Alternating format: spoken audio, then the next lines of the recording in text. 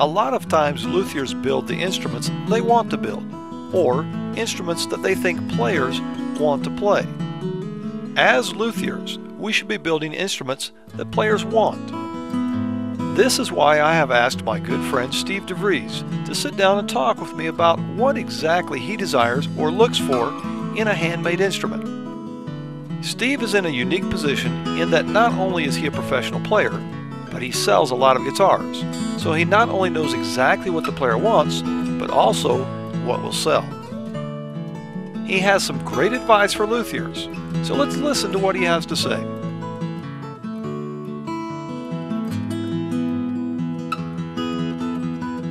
I'm here in Santa Rosa, California at the Hellsberg Guitar Festival, and I ran into my good friend Steve Devries. I asked Steve to answer a few questions for luthiers about what a professional musician, a working musician, looks for in a guitar.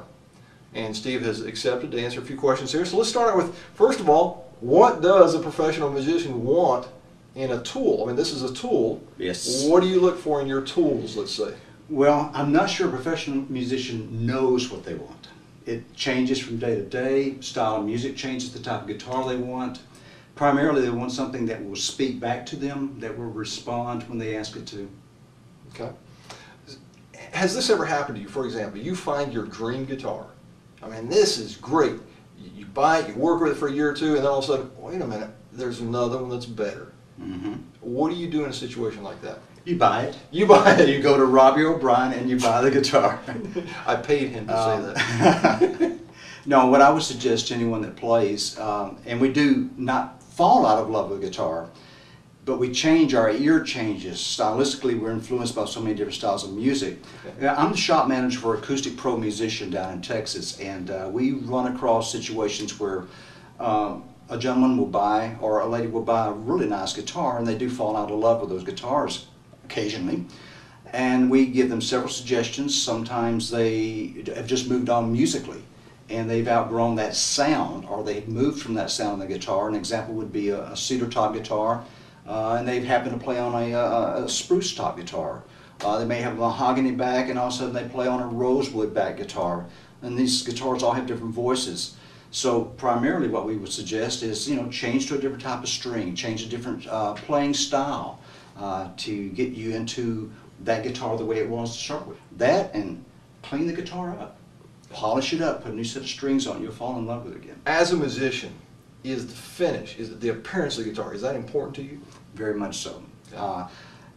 Everyone will know that, to me, aesthetics don't mean a lot, but they do. I happen to play on a guitar that is absolutely gorgeous, and I do feel like picking that guitar up and play on it. When I do concerts and play, I have individuals that will come up to me, and of the two guitars I have, one is fairly plain looking, the other one is ornate. They will come up and want to touch and play on that particular guitar. And even though I hate to admit it, the one that is just gorgeous, beautiful, drop dead with inlay, yeah, I'll reach for it first time. Yeah. As luthiers, finish work is the Achilles heel of guitar building. Yeah. Is there a particular finish that you're fond of? Urethane, lacquer, French polish, oil varnish, or does it matter?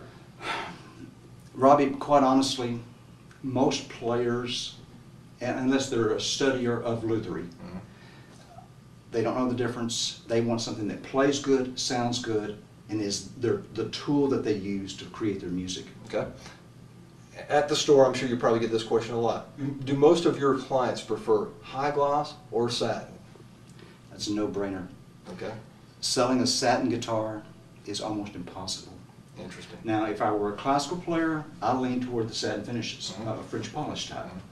But on acoustics, it is hard as nails to try to sell from a seller standpoint, a retail store sell. It's hard to sell a satin finished steel string, no matter how good it is. Okay. So marketability, luthiers, pay attention. High gloss is what the client wants. An acoustic guitar. An acoustic steel string. What's your experience with classical instruments as far as finish work? The best classicals I've ever played on had satin finish. Okay. French polish. French polish. Through Acoustic Pro Musician, one thing I've really learned is that the American public especially prefer the shiny finishes on everything. I think a true player, if he's an advanced player, especially a classical player, reaches into some zone to where the French polish actually is more appealing to him. Right. But I would think probably to the average classical player, the gloss finish is going to catch his eyes first. Okay. As a luthier, in my opinion, the playing public, the musicians like yourself, are becoming more and more educated about what they want in an instrument. And sometimes I'll even have a client call me and say, I want this, this, and this. I'm thinking, well, wait a minute. You've never built a guitar. I have built a guitar. Relating that to the previous question about finishing, is the client becoming more and more educated as far as finishing? Do they sometimes, can you talk them into, through the store, for example, if you have an instrument as a French polish, will they be willing to, can you influence their opinion, for example, or their buying habits in some way? Someone who sells, say, handmade guitars can influence, but the buying public now has gotten so educated because there are more and more luthiers out there that are good, and they're willing to share that information, and that information is readily available. Right. Okay. Do you feel, as a musician, that the tonal properties of your instrument are inhibited by one finish or another? I don't know if I can answer that Okay. correctly. Psychologically, yes. And we have to remember one thing, to a musician, a lot of this is psychological. Okay. You know, the ornate value of the guitar really doesn't contribute to the sound. Right. But psychologically it does. Neck shape. It's something that comes up all the time as luthiers. We're carving our necks. We want that perfect neck shape. In your opinion, what do you look for in neck shape? In that I'm over 40, Okay. I have gone to a lower profile neck. It's given me that extra 1/8 of an inch in my fingers that I need to reach. The market trend, I believe, has gone to a little bit thinner neck. Now, I'm not talking about the nut width, Right. but a thinner neck, speed necks, for several reasons. One is some of your clientele now are ex-electric guitar players. Right. Traditionally, electric guitars had thinner necks. So as they get into acoustic guitars, that generation that's coming up, they're going to look and feel more comfortable on a thinner neck. Right. Okay. Relating necks back to that previous question on finishing, will the buying public accept a satin neck because perhaps it feels like a faster neck? I would, and I think satin is faster. So for a neck on an acoustic guitar, a satin neck would be appropriate then. I think to a player that actually can sit down and play on the guitar, I think he'll feel the difference. Right. Now we're kind of mixing two things here. I'm asking you questions like a professional musician, what do you want? But you're also the store manager for Acoustic Pro, so you're also thinking about a marketability issue. So yes. we're kind of bringing in both topics here. Well, I'll tell you this. This is kind of like my wife. My wife likes sparkle. Okay, she likes sparkle.